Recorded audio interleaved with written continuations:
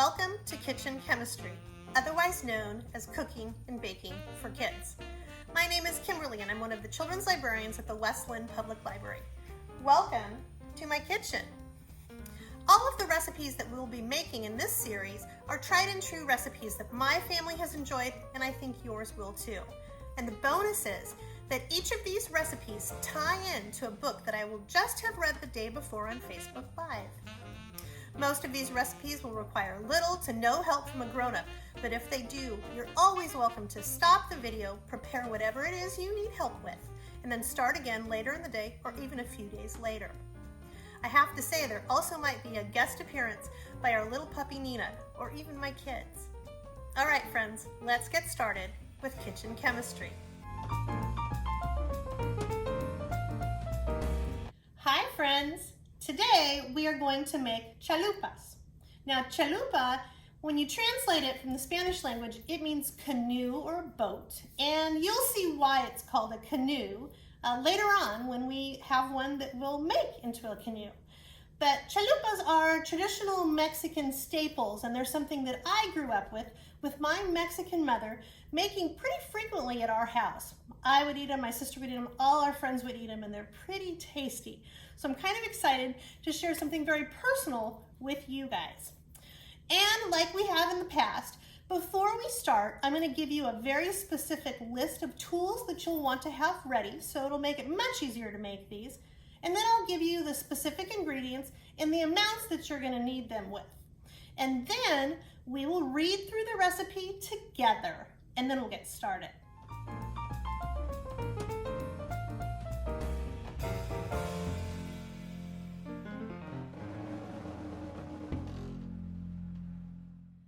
As you can see, I've gathered all of the ingredients for this recipe and they're very specific amounts. And with this recipe, there's not a ton, but like I've said before, we want to make sure and read through the recipe together.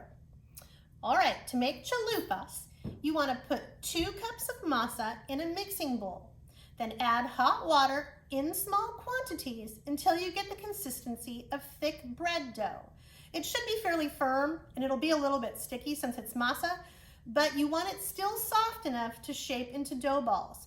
You're going to pinch off some dough and roll it into a ball that's about 2 inches wide. Place it on wax paper and you'll continue until you have balled up all of the dough, which will typically make about 10 to 12 dough balls.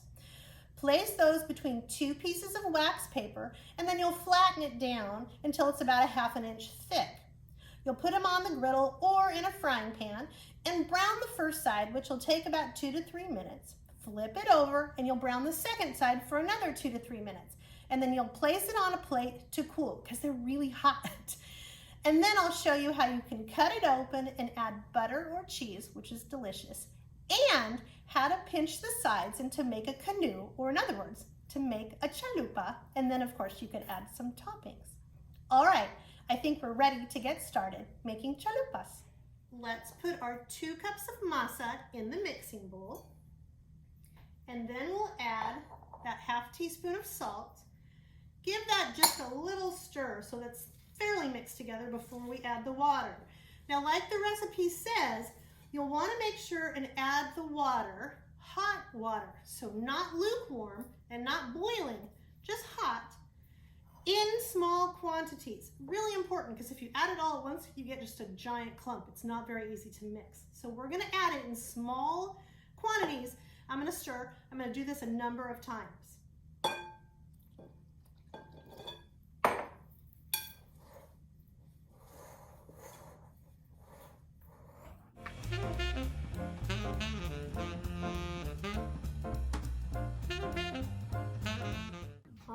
I'm adding the last little bit of water and it's getting harder to stir. I'm using my muscles. But what I'm seeing is a nice thick dough. You want it to be nice and thick, has some consistency to it so that you can actually shape it and it'll hold its shape. It'll be sticky because masa itself is pretty sticky. So I'm going to finish mixing this up, and then once it's all done, we'll make it into dough balls.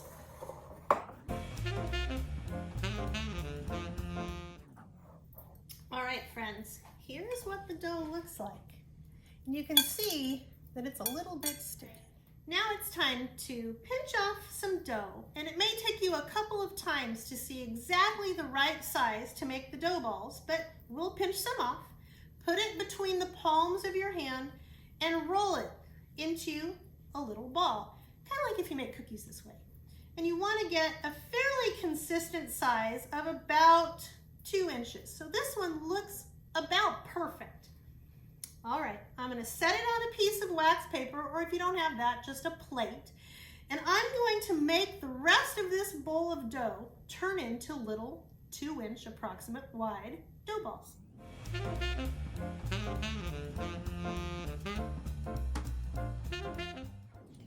All right, I'm down to my very last one. And you should probably get 10, 11, that's what I'm going to end up with, or 12, around there. They don't have to be perfect. They're not perfect circles, but enough of a dough ball that it'll be easy to flatten them out. So this is my last one, and then we'll get ready to flatten the dough balls out and then put them in the pan. Now that we have all of our dough balls ready, it's time to flatten them out. Now, being that I'm Mexican, I have a device that opens up and flattens masa into either chalupas or into tortillas. Now I know most people don't have this, so what you could do is get those wax paper sheets or a big sheet, fold it in half, and put the ball inside, and then flatten it with your hand, a plate, a book, anything that will get it fairly flat. But I'm going to use, since I have my tortilla maker, right here. So I put my dough ball in, and I'm just gonna flatten it out. Once it's done, I'll open it up and put this on, for me, another piece of wax paper. For you, you could put it on a plate or anywhere else just to get them all finished, and then we'll fry them up in the pan.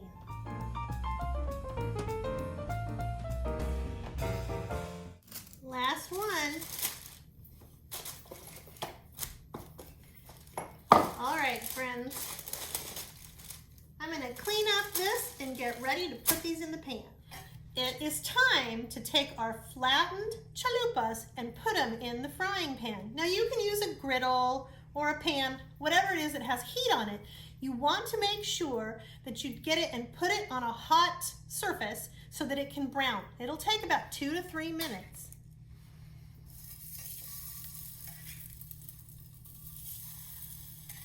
I'm going to put 3 in here to start.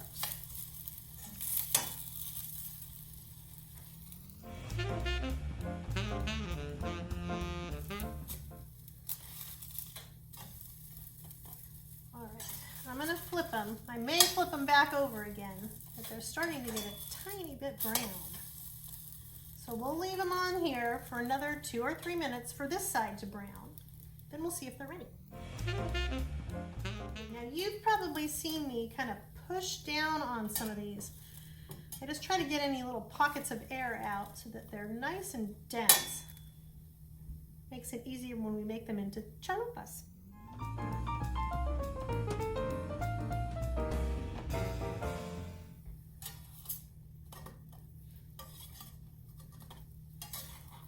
All right, these are looking pretty good. I'm gonna press down on this side. I'm gonna flip them over just one more time. If we had smell-o-rama, you would know these smell really good. All right, I think these are done. So I'm gonna put them on my plate, and then I'll explain about adding some really amazing ingredients. Well, the chalupas have cooled down enough that I can hold them. So I'm going to show you a couple different things that we've done to eat them. The first one is to slice it open with a butter knife, nothing sharp. And then they're nice and warm, but not too hot. To get it so that it's almost like a little, I don't know if you guys can see it, but there's a little pocket in there. And I will get a little bit of butter and put that in there. And it's really good because these are still nice and warm. I'm gonna spread the butter around inside. And there's my chalupa. Okay, I have to just do this. I have to take a bite, you guys. Oh my gosh. Memories of my childhood coming back to me. These are warm, sweet from the masa. So good. Okay. I want to show you the second thing that we do that really makes it a chalupa. So I'm going to move this to a different plate. Take that little bit of butter off. I'm going to pinch the sides, and they're warm. So I'm going to pinch it till it has a nice ridge on it, an edge to it. Now, if I did this like my mom and my grandma, I would make it pretty so that it had a point on the top and a point at the back, and it looks like a little canoe. So this is where lots of folks add refried beans, some cheese, shredded lettuce, some pico, shredded chicken, whatever you eat on a tostada or a burrito, you can put on top of here and then eat it. I will be back with the final picture of my chalupa. All right, you saw me make my little chalupa into its boat shape. I added some cheese, a little bit of salsa, and some avocado, which I love, but you can add whatever you'd like. And this is what it looks like. I am going to take a little bite of this because it's going to be delicious.